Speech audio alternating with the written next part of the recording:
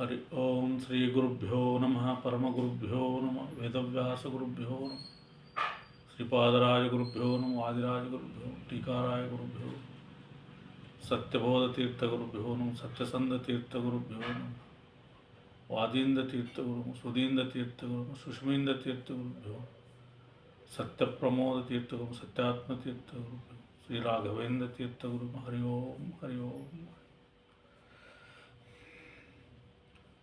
ಪ್ರಿಯ ವೀಕ್ಷಕರೇ, ನಾಳೆ ಮೂರನೇ ತಾರೀಕು ಮಂಗಳವಾರ ಹುಣ್ಣಿಮೆ ದಿವಸ ಗ್ರಹಣ ಆಗೋದರಿಂದ ಸ್ವಲ್ಪ ಎಚ್ಚರಿಕೆಗಳನ್ನ ಎಲ್ಲ ರಾಶಿಯವರು ದ್ವಾದಶ ರಾಶಿಗಳು ಎಚ್ಚರಿಕೆಯಿಂದ ಇರಬೇಕಂತ ಅವಶ್ಯಕತೆ ಇದೆ. ನಾಳೆ ಮಧ್ಯಾಹ್ನ 3:19 ಗ್ರಹಣ ಎಲ್ಲ ಕಡೆ ಜಗತ್ತಿನ ಸ್ಟಾರ್ಟ್ ಆಗುತ್ತೆ. ಗ್ರಹಣ ಮಧ್ಯಕಾಲ 5:04 ಇರುತ್ತೆ. ಗ್ರಹಣ ಮೋಕ್ಷಕಾಲ 6:47 ಇರುತ್ತೆ. ನಮ್ಮ ಕರ್ನಾಟಕದಲ್ಲಿ ಗ್ರಹಣ ಅಲ್ಪ ಕಾಲವಾಗಿದ್ದು 6:31 ನಮಗೆ ಸ್ಪರ್ಶ ಆಗುತ್ತೆ ಮತ್ತು 6:47 ಮುಕ್ತಾಯ ಆಗುತ್ತೆ. ಟೋಟಲ್ ಓವರಾಲ್ 6:47 ಗ್ರಹಣ ಮುಗೀತದೆ. ನಮಗೆ ಸ್ಪರ್ಶವಾಗಿದ್ದು ಗ್ರಹಣ ಕಾಲ ಬರೀ 16 ನಿಮಿಷಗಳು ಮಾತ್ರ, ಅಲ್ಪ ಕಾಲವಾಗಿದೆ. ಹಾಗಾಗಿ ಯಾವುದೇ ರಾಶಿಯವರು ಅಷ್ಟೊಂದು ಆತಂಕ ಪಡೋದು ಬೇಕಾಗಿಲ್ಲ. ಅಲ್ಪ ಪ್ರಮಾಣವಾಗಿರೋದ್ರಿಂದ ಅಲ್ಪ ಪ್ರಮಾಣವಾಗೇ ಇರ್ತದೆ ಸಮಸ್ಯೆಗಳು ಕೂಡ. ಹಾಗಾಗಿ ಹೆದರಬೇಕಾಗಿಲ್ಲ. ಸಣ್ಣ ಪುಟ್ಟ ಪರಿಹಾರ ಮಾಡ್ಕೊಂಡು ಹೋದರೆ ಆಯಿತು ಅಷ್ಟೇ, ಬೇರೆ ಏನು ಮಾಡಬೇಕಾಗಿಲ್ಲ. ಮೊದಲನೇದಾಗಿ ನಾವು ನೋಡೋಣ. ಈಗ ಸಿಂಹರಾಶಿಯಲ್ಲಿ ಕೇತು ಗ್ರಸ್ತ ಚಂದ್ರಗ್ರಹಣ ಆಗ್ತದೆ. ಸಿಂಹರಾಶಿಯಲ್ಲಿ ಆಗ್ತದೆ, ಪೂರ್ವಪಾಲ ನಕ್ಷತ್ರದ ಆಗ್ತದೆ. ಪೂರ್ವಪಾಲ ನಕ್ಷತ್ರದ ಅಧಿಪತಿ ಬಂದು ಶುಕ್ರನ ಆಗ್ತಾನೆ.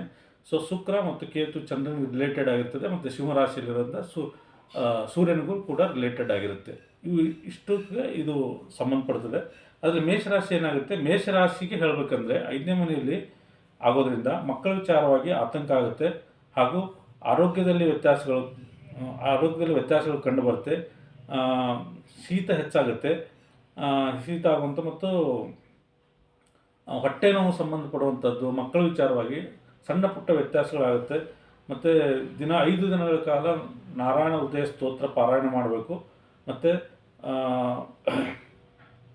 41 ರೂಪಾಯಿ ಪರಿಹಾರ ಏನು ಅಂತಂದರೆ 41 ರೂಪಾಯಿ ಅಥವಾ 5 ರೂಪಾಯಿ ಅರ್ಧ kg ಅಕ್ಕಿ, ಅರ್ಧ kg ಹುಳ್ಳಿಕಾಳು ದೇವರ ಮನೇಲಿಟ್ಟು ಅದನ್ನು ಈಶ್ವರ ದೇವಸ್ಥಾನಕ್ಕೆ ಅಥವಾ ಲಕ್ಷ್ಮೀ ಅಮ್ಮನವರ ದೇವಸ್ಥಾನಕ್ಕೆ ದಾನ ಕೊಡಬೇಕು. ಇದನ್ನು ಮಾಡೋದ್ರಿಂದ ಮೇಷರಾಶಿಯವರಿಗೆ ಬರುವಂಥ ಸಮಸ್ಯೆಗಳು ಪರಿಹಾರ ಆಗುತ್ತೆ. ಇನ್ನು ವೃಷಭ ರಾಶಿಗೆ ಹೋಗೋಣ. ವೃಷಭ ರಾಶಿಯಲ್ಲಿ ಏನಾಗುತ್ತೆ, 4ನೇ ಮನೆಯಲ್ಲಿ ಗ್ರಹಣ ಆಗೋದ್ರಿಂದ ವಾಹನ ವಿಚಾರದಲ್ಲಿ ಸ್ವಲ್ಪ ಎಚ್ಚರಿಕೆಯಿಂದ ಇರಬೇಕು. ಸಣ್ಣ ಪುಟ್ಟ ಆತಂಕಗಳಿರುತ್ತೆ. ಕುಟುಂಬ ವಿಚಾರದಲ್ಲಿ ಆತಂಕಗಳಿರುತ್ತೆ. ಮತ್ತು ತಾಯಿ ವಿಚಾರದಲ್ಲಿ ತಾಯಿ ಆರೋಗ್ಯ ವಿಚಾರದಲ್ಲಿ ಆತಂಕಗಳಿರುತ್ತೆ.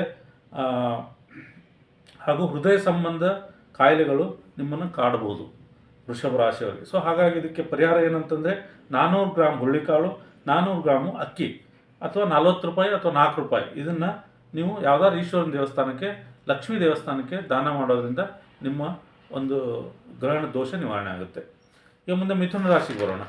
ಮಿಥುನ ರಾಶಿಗೆ ಏನಿರುತ್ತೆ, 3ನೇ ಮನೆಯಲ್ಲಿ ಗ್ರಹಣ ಆಗೋದ್ರಿಂದ ಮಿಥುನ ರಾಶಿಗೆ ವಾಹನ ಚಲಾಯಿಸುವಾಗ ತುಂಬ ಎಚ್ಚರಿಕೆಯಿಂದ ಇರಬೇಕು. ತಮ್ಮ ತಂಗಿ ವಿಚಾರದಲ್ಲಿ ಸ್ವಲ್ಪ ಭಿನ್ನಾಭಿಪ್ರಾಯಗಳು ಸಮಸ್ಯೆಗಳು ಬರುವಂಥ ಸಾಧ್ಯತೆಗಳಿರುತ್ತೆ. ಅದಕ್ಕೆ ಪರಿಹಾರ ಏನು ಅಂತಂದರೆ 300 ಗ್ರಾಮ್ ಹುಳ್ಳಿಕಾಳು, 300 ಗ್ರಾಮ್ ಅಕ್ಕಿ ಮತ್ತು 30 ರೂಪಾಯಿ ಅಥವಾ 3 ರೂಪಾಯಿ ಇದನ್ನು ಬೆಳಗ್ಗೆ ದೇವಸ್ಥಾನ ನಿಮ್ಮ ಮನೆಯಲ್ಲಿ ದೇವ್ರ ಮನೇಲಿ ಇಟ್ಬಿಟ್ಟು ಅದನ್ನು ಗ್ರಹಣ 6:47 ಸ್ನಾನವಾದಿಗಳು ಮಾಡಿ ನೀವು ದೇವಸ್ಥಾನಕ್ಕೆ ಅರ್ಪಣೆ ಮಾಡಿಬಿಟ್ರೆ ಆಯಿತು. ಈಶ್ವರನ ದೇವಸ್ಥಾನಕ್ಕೆ ಅಥವಾ ಲಕ್ಷ್ಮೀ ದೇವಸ್ಥಾನಕ್ಕೆ ಅಥವಾ ಯಾವುದಾದ್ರೂ ಲಕ್ಷ್ಮೀ ವೆಂಕಟರಮಣ ದೇವಸ್ಥಾನ ಇದ್ದರೆ ಅಲ್ಲಿ ಕೊಟ್ಟು ಬಂದರೆ ನಿಮ್ಮ ಒಂದು ಸಮಸ್ಯೆ ಬಗೆಯುತ್ತದೆ. ಜಾಸ್ತಿ ಆತಂಕ ಪಡುವಂಥ ಅಗತ್ಯತೆ ಇಲ್ಲ. ಇನ್ನು ಕರ್ಕಾಟಕ ರಾಶಿಗೆ ಬರೋಣ. ಕರ್ಕಾಟಕ ರಾಶಿ ಏನಾಗುತ್ತೆ, ಮಾತಿನಲ್ಲಿ, ಹಣಕಾಸು ವಿಚಾರದಲ್ಲಿ, ಕುಟುಂಬ ವಿಚಾರದಲ್ಲಿ ಸ್ವಲ್ಪ ಜಾಗೃತಿ ವಹಿಸುವಂಥ ಅವಶ್ಯಕತೆ ಇದೆ. ಗಂಟಲು ನೋವು ಬರುತ್ತೆ ಮತ್ತು ಹಲ್ಲಿನ ಸಮಸ್ಯೆಗಳು ಸ್ವಲ್ಪ ಮಟ್ಟಿಗೆ ನಿಮ್ಮನ್ನು ಕಾಡುವಂಥ ಸಾಧ್ಯತೆಗಳಿದೆ. ಅದಕ್ಕೆ ಪರಿಹಾರ ಏನು ಅಂತಂದರೆ 200 ಗ್ರಾಮ್ ಹುರುಳಿ, 200 ಗ್ರಾಮ್ ಅಕ್ಕಿ ಅಥವಾ 20 ರೂಪಾಯಿ ಅಥವಾ 2 ರೂಪಾಯಿ ಇದನ್ನ ಇಟ್ಬಿಟ್ಟು ದೇವಸ್ಥಾನದಲ್ಲಿಟ್ಟು ಅದನ್ನು ದಾನ ಮಾಡೋದ್ರಿಂದ ನಿಮ್ಮ ಒಂದು ಪರಿಹಾರ ಆಗುತ್ತೆ. ಅದು ಕರ್ಕಾಟಕ ರಾಶಿಯವರು ಹೆಚ್ಚಾಗಿ ಈಶ್ವರನ ದೇವಸ್ಥಾನಕ್ಕೆ ಕೊಡೋದು ಮತ್ತು ಚಂದ್ರನ ಪೀಡಾ ಪರಿಹಾರ ಮಂತ್ರ ಹೇಳೋದು ಅದನ್ನು ಮಾಡೋದ್ರಿಂದ ಚಂದ್ರ ಗ್ರಹಣ ಆಗ್ತಾ ಇರೋದ್ರಿಂದ ಕರ್ಕಾಟಕ ರಾಶಿಯವರಿಗೆ ವಿಶೇಷವಾಗಿ ಕುಟುಂಬದಲ್ಲಿ ಹಣಕಾಸು ವಿಚಾರದಲ್ಲಿ ಸ್ವಲ್ಪ ವ್ಯತ್ಯಾಸಗಳು ಬರುವಂಥ ಸಾಧ್ಯತೆಗಳು ತೀರಾ ಜಾಸ್ತಿ ಇರುತ್ತೆ. ಹಾಗಾಗಿ ಈಶ್ವರನ ದೇವಸ್ಥಾನಕ್ಕೆ ತಪ್ಪದೇ 5 ದಿನಗಳ ಕಾಲ ಹೋಗುವಂಥದ್ದು, ಸೋಮವಾರ ಸಾಧ್ಯ ಆದರೆ ಉಪವಾಸ ಮಾಡುವಂಥದ್ದು, ನಾಳೆ ಚಂದ್ರನ ನೋಡಿ ಊಟ ಮಾಡುವಂಥ ಒಂದು ಮಾಡಿದಾಗ ಇವರು ಕರ್ಕಾಟಕ ರಾಶಿಯವರಿಗೆ ಸಮಸ್ಯೆಗಳಿಂದ ಮುಕ್ತರಾಗ್ತಾರೆ. ಇನ್ನು ಸಿಂಹರಾಶಿ ಬರೋಣ. ಸಿಂಹರಾಶಿಯಲ್ಲೇ ಗ್ರಹಣ ಆಗೋದ್ರಿಂದ ಸ್ವಲ್ಪ ಮಟ್ಟಿಗೆ ಆರೋಗ್ಯದಲ್ಲಿ ವ್ಯತ್ಯಾಸಗಳು ಬರುತ್ತೆ. ತುಂಬ ಆರೋಗ್ಯದಲ್ಲಿ ವ್ಯತ್ಯಾಸಗಳು ಬರುತ್ತೆ. ಯೋಚನಾ ಶಕ್ತಿಗೆ ಸ್ವಲ್ಪ ಮಂಕ್ ಬರೋಂಗೆ ಇರ್ತದೆ ಇವ್ರಿಗೆ. ಆಮೇಲೆ ಒಂಥರ ಕಸಿವಿಸಿ ಆಗೋದು, ಮರವು ಮತ್ತು ನಿರಾಸಕ್ತಿ, ಕಣ್ಣಿಗೆ ಸಂಬಂಧಪಡುವಂಥದ್ದು, ತಲೆಗೆ ಸಂಬಂಧಪಡೋದು, ತಲೆಗೆ ಮತ್ತು ಗಂಟಲಿಗೆ ಸಂಬಂಧಪಡುವಂಥ ಒಂದು ಸಾಧ್ಯತೆಗಳಿರೋದ್ರಿಂದ ಆದಿತ್ಯ ಹೃದಯ ಸ್ತೋತ್ರ ಪಾರಾಯಣ ಮಾಡುವಂಥದ್ದು, ಆದಿತ್ಯ ಹೃದಯ ಸ್ತೋತ್ರ ಪಾರಾಯಣ ಮಾಡುವಂಥದ್ದು, ಮತ್ತು ಈಶ್ವರನ ದೇವಸ್ಥಾನಕ್ಕೆ ಹೋಗಿ ಬರುವಂಥದ್ದು. ಆದಿತ್ಯ ಹೃದಯ ಸ್ತೋತ್ರ ಪಾರಾಯಣ ಮಾಡಬೇಕು ಸಿಂಹರಾಶಿಯವರು. ಮತ್ತು ಸೂರ್ಯ ನಮಸ್ಕಾರ ತಪ್ಪದೇ ಮಾಡಬೇಕು, ಅಥವಾ ಸೂರ್ಯನಿಗೆ ಅರ್ಘ್ಯ ಕೊಡಬೇಕು. ಆವಾಗ ದೋಷಗಳು ಬಹುತೇಕ ಇಲ್ಲದೇ ಇರೋಂಗೆ ಸಾಧ್ಯತೆಗಳಿದೆ. 1 kg ಅಕ್ಕಿ, 1 kg ಹುರುಳಿ ಹಾಗೂ 100 ರೂಪಾಯಿ ದಕ್ಷಿಣೆ ಇಟ್ಟು ಈಶ್ವರ ಅಥವಾ ಲಕ್ಷ್ಮೀ ದೇವಸ್ಥಾನಕ್ಕೆ ದಾನ ಮಾಡಬೇಕು. ಇದು ಸಿಂಹರಾಶಿಯವರಿಗೆ. ಹೆದರುವಂಥ ಅವಶ್ಯಕತೆ ಇಲ್ಲ.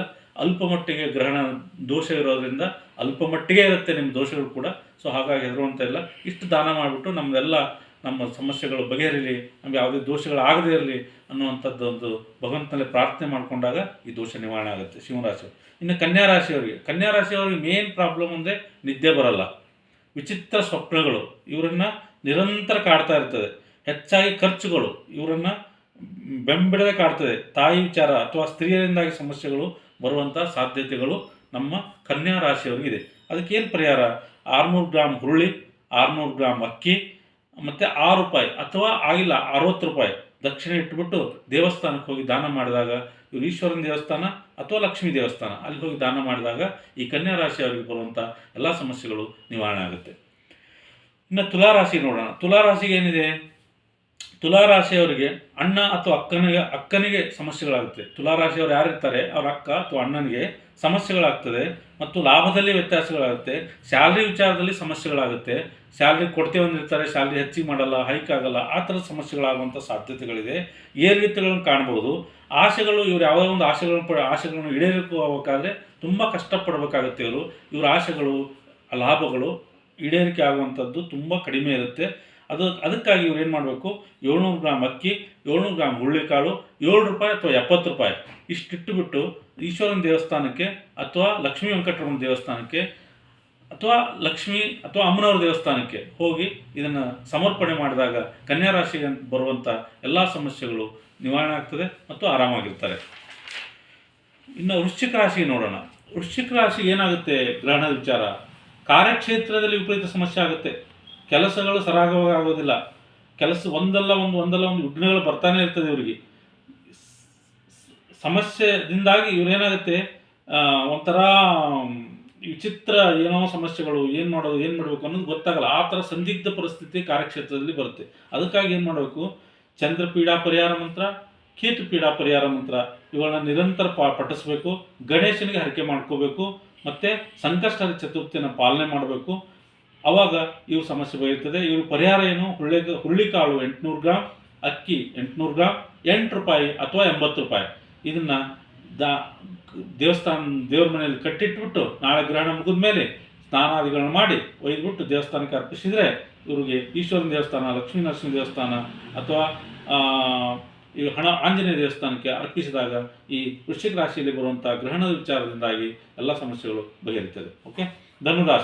ಧನುರಾಶಿಯವರು ಇರ್ತದೆ, ತಂದೆ ವಿಚಾರದಲ್ಲಿ ಸಮಸ್ಯೆಗಳು ಬರ್ತದೆ. ಕೈಗೆ ಬಂತುತ್ತು ಬಾಯಿಗೆ ಬರಲ್ಲ ಇವರಿಗೆ ಅನ್ನುವ ಪರಿಸ್ಥಿತಿ ಇವ್ರನ್ನ ಕಾಡ್ತದೆ. ದೂರ ಪ್ರಯಾಣ 9 ದಿನಗಳ ಕಾಲ ಮಾಡುವಂತಿಲ್ಲ. ಧನುರಾಶಿಯವರು 9 ದಿನಗಳ ಕಾಲ ಯಾವುದೇ ದೂರ ಪ್ರಯಾಣ ಮಾಡುವಂತಿಲ್ಲ. ಮತ್ತು ಇವ್ರಿಗೆ ಪರಿಹಾರ ಏನು ಅಂದರೆ 9 ರೂಪಾಯಿ ಅಥವಾ 90 ರೂಪಾಯಿ. 9 ರೂಪಾಯಿ ಆದರೆ 9 ರೂಪಾಯಿ ಇಡಲಿ, 9 ರೂಪಾಯಿ ಆಗಲಿಲ್ಲ 90 ರೂಪಾಯಿ ಆದರೆ 90 ರೂಪಾಯಿ ಇಡಲಿ.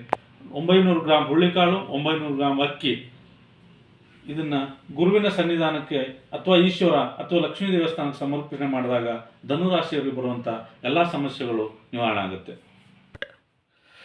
ಮಕರ ರಾಶಿಯವ್ರಿಗೆ ಏನಾಗುತ್ತೆ?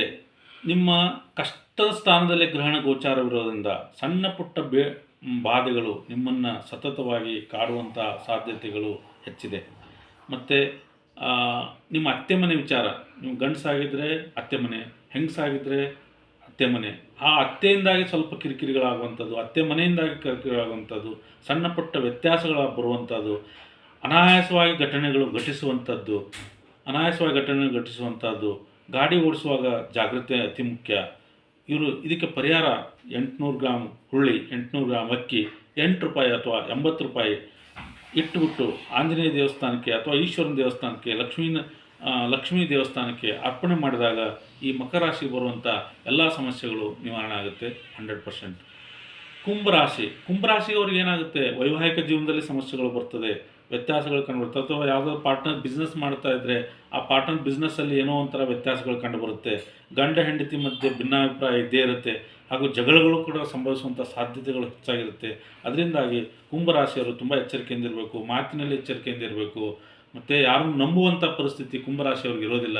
ಯಾರನ್ನೂ ನಂಬಿ ದುಡ್ಡು ಕೊಟ್ಬಿಡೋದು ಆ ಥರದ್ದೆಲ್ಲ ಮಾಡುವಂತೆ ಇರೋದಿಲ್ಲ. ಅದಕ್ಕೆ ಕುಂಭರಾಶಿಯವ್ರಿಗೆ 100 ಗ್ರಾಮು ಹುರುಳಿಕಾಳು, 100 ಗ್ರಾಮ್ ಅಕ್ಕಿ ಮತ್ತು ₹10 ಅಥವಾ ₹1 ಇದನ್ನು ದೇವಸ್ಥಾನದಲ್ಲಿ ಮನೆಯಲ್ಲಿ ಇಟ್ಟು ಕಟ್ಟಿ ಪ್ರಾರ್ಥನೆ ಮಾಡಿಕೊಂಡು ನಮ್ಮ ಯಾವುದೆಲ್ಲ ಸಮಸ್ಯೆಗಳು ಬಗೆಯಿರಲಿ ಅಂತ ಇಟ್ಟು, ಆಮೇಲೆ ಅದನ್ನು ಗ್ರಹಣಾದಿಗಳು ಮುಗಿದ ನಂತರ ದೇವಸ್ಥಾನಕ್ಕೆ ಹೋಗಿ ಕೊಟ್ಬಿಟ್ಟು ಬಂದಾಗ ಇವ್ರ ಸಮಸ್ಯೆ ಬಗೆಹರಿತದೆ. ಇನ್ನು ಕೊನೆಯದಾಗಿ ಬಂದ್ಬಿಡೋಣ ಮೀನರಾಶಿಗೆ ರೋಗಗಳು ನಿಮ್ಮನ್ನು ಕಾಡ್ತದೆ. ಸ್ವಲ್ಪ ನೆಗಡಿ ಬರ್ತದೆ, ಕಫ ಆಗುತ್ತೆ, ಹೊಟ್ಟೆ ನೋವು ಬರುತ್ತೆ, ಮತ್ತು ಕೆಲವೊಂದು ಸಾಲಬಾಧೆಗಳು, ಶತ್ರುಗಳು ನಿಮ್ಮನ್ನು ಕಾಡುವಂಥ ಸಾಧ್ಯತೆಗಳು, ಹರ್ನಿಯ ಬರುವಂಥ ಸಾಧ್ಯತೆಗಳಿದೆ ಇತ್ಯಾದಿಗಳು. ನಿಮ್ಮ ಸಣ್ಣ ಪುಟ್ಟ ವ್ಯತ್ಯಾಸಗಳು ಕಾರ್ಯಕ್ಷೇತ್ರದಲ್ಲಿ ಕೂಡ ವಿಪರೀತ ಒತ್ತಡ ಬರ್ತದೆ. ಇದರಿಂದಾಗಿ ನೀವು ಪಾರಾಗಲು ಸಣ್ಣ ಪರಿಹಾರ, ನೀವು 600 ಗ್ರಾಮ್ ಹುರುಳಿಕಾಳು, 600 ಗ್ರಾಮ್ ಅಕ್ಕಿ, ₹6 ಅಥವಾ ₹60 ಗುರುವಿನ ಸನ್ನಿಧಾನ, ಈಶ್ವರನ ಸನ್ನಿಧಾನ ಅಥವಾ ಲಕ್ಷ್ಮೀ ಸನ್ನಿಧಾನದಲ್ಲಿ ಹೋಗಿ ಕೊಟ್ಟು ಪ್ರಾರ್ಥನೆ ಮಾಡ್ಕೊಂಡು ಬಂದಾಗ ನಿಮ್ಮ ಎಲ್ಲ ಈ ಸಮಸ್ಯೆಗಳಿಂದ ಮುಕ್ತರಾಗ್ತೀರಿ ಅಂತ ಹೇಳ್ತೀನಿ. ಇಲ್ಲಿವರೆಗೆ 12 ರಾಶಿಗಳ ಗ್ರಹಣದ ವಿಚಾರವಾಗಿ ಏನೇನು ಬರುತ್ತೆ, ಅದಕ್ಕೆ ಏನೇನು ಪರಿಹಾರ ಹೇಳಿದ್ದೀನಿ ನನಗೆ ಗೊತ್ತಿದ್ದಷ್ಟು ಮಟ್ಟಿಗೆ ಅದನ್ನು ನೀವು ಪಾಲಿಸಿ ಅಂತ ಹೇಳ್ತಾ ನನ್ನ ಈ ಕಾರ್ಯಕ್ರಮವನ್ನು ಮುಗಿಸ್ತಾ ಇದ್ದೀನಿ. ಧನ್ಯವಾದಗಳು.